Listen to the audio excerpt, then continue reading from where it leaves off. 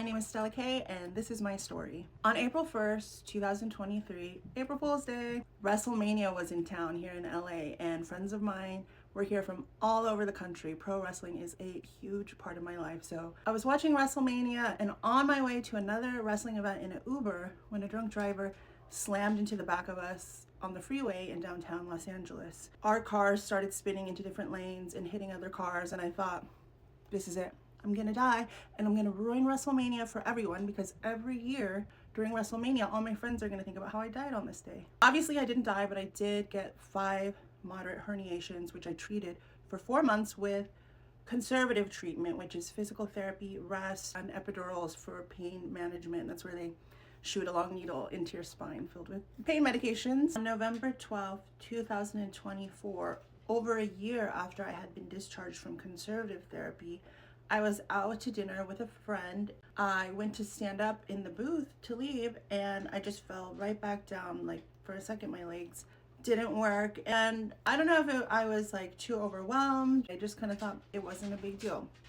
It was odd, but I didn't think it was anything to worry about. And then as we were walking out of the restaurant, it happened again. I think deep down I was a little scared, but I just didn't know how to wrap my brain around something being that wrong, like your leg's not working. My friend who was with me was really concerned and was like, should you go to the hospital? Do you need to go to the doctor? And I was like, no, it's fine. I haven't been working out as much lately. I probably need to strengthen my core, which sounds really stupid now, but I think it was just too big of a concept for me to wrap my mind around, and I just really did not want anything to be wrong with me. Then the very next day, I went to walk my dog, and the same thing happened. Both my legs just stopped working, only this time they didn't come back. I was down on the ground, and this shooting pain, like an electric bolt, went all the way down my spine and didn't stop, and it was the worst pain I ever felt in my life. I have no way to describe it to you guys.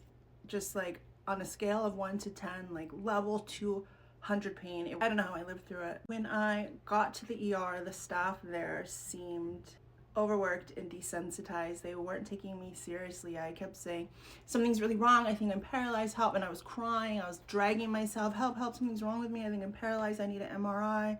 And they wouldn't give me one. They told me, sit down, wait your turn. And I waited in the waiting room in the worst pain of my life for 8 hours, over 8 hours. And they never triaged me. By the time it was my turn to see someone, they said, look, we don't have any beds available. Someone's just been shot.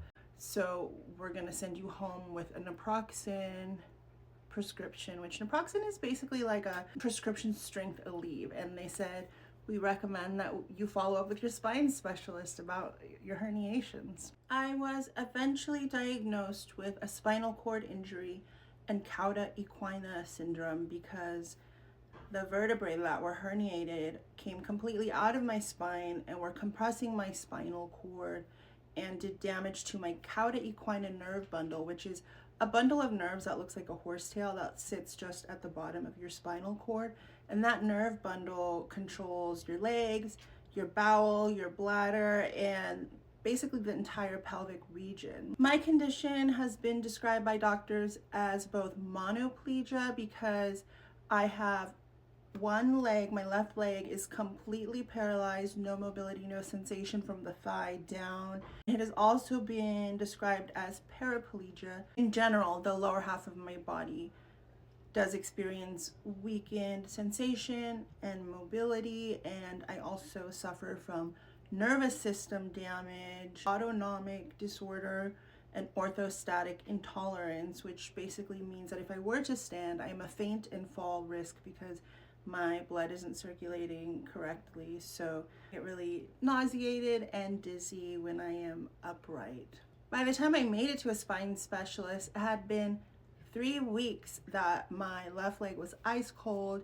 zero mobility or sensation. I suffered from neuropathic pain and hallucinations, which is where you feel the sensations on your leg that you don't feel. So, in general, I wouldn't feel my leg, but every now and then I would wake up in the night and feel like it was on fire, or that it was in ice, or that it had blisters all over it. So that is a neuropathic pain hallucination. It often happens to people with paralysis or amputees. So for 3 weeks I was experiencing these things. My spine specialist told me that when you present with these types of symptoms, you are supposed to go into emergency surgery within 8 to 24 hours to avoid permanent damage. So since it had been 3 weeks, I kind of knew deep down then and there that my paralysis was going to be permanent, and it was heartbreaking because I did seek care immediately and I was turned away. After my emergency spine surgery, I was just so relieved to be out of the unbearable nerve pain that I was in, and I was so grateful to still have some function and feeling in my right leg that I was primarily operating from a place of gratitude and seemed pretty upbeat considering the circumstances. I think it took several more days or even weeks for everything to really hit me as I learned more and more all the ways that a spinal cord injury affects so many aspects of your body. And then I would have moments that it would hit me in waves where I would just get a wave of grief and just break down. And that still happens to me too. Off and on, I have my moments, my ups and downs. Life in the rehabilitation center, as I had to relearn all of my basic body functions, was definitely challenging and humbling at first. Being an adult in a diaper in 2024 was not on my bingo card. But eventually I grew to really love that place. But it was hard. I had to come to terms with relearning things I had always taken for granted, like sitting up, brushing my teeth, using the toilet, putting my shoes on. Eventually, I got more and more comfortable with the situation and really learned how to celebrate small wins in rehab.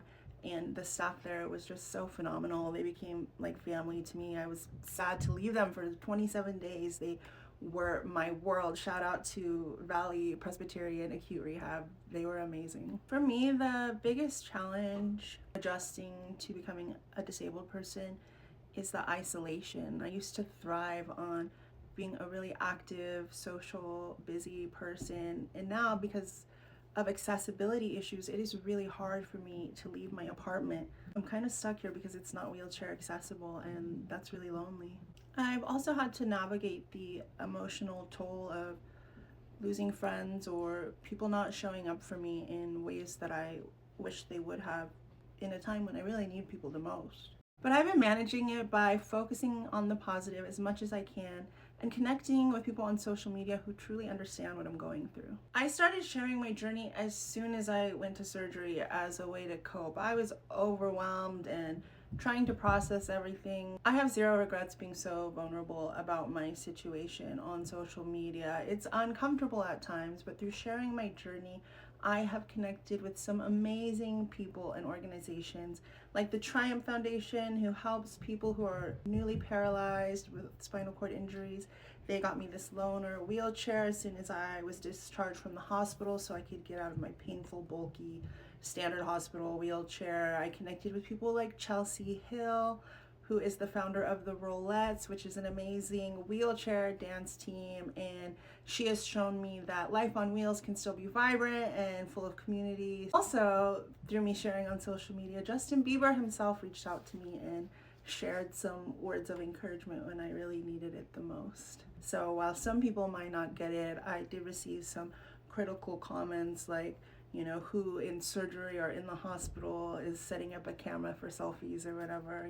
I'm glad I did it, and I encourage anyone who is worried about feeling really alone in this situation to go ahead and do it and not worry about what people think, because you will find your people. It's also been wild as a content creator, because I was a content creator before all this, and for years I tried to craft the most perfectly curated content. Only now, when I'm struggling and being completely raw and authentic and not showing the happy times, did my content start to go viral unintentionally. And I think what that has really shown me is that people are longing to connect to each other. There's power in storytelling and authenticity. Social media has truly been a lifeline for me during this time, helping me to find a new purpose and a voice. The most important lessons that I've learned through becoming paralyzed is, number one, the importance of advocating for yourself in a medical situation. Sure, the people you're talking to might be medical professionals, but no one is more of an expert on your body than you. So if something doesn't feel right and people are telling you that it's okay, don't be afraid to not believe them. Don't be afraid to keep pushing for more answers. Don't be afraid to get a second opinion. Secondly, learn to let other people help you. And that can be very hard if you're a really independent person like I am. but it's human and it's normal to need help sometimes, and there are people out there who will want to help you.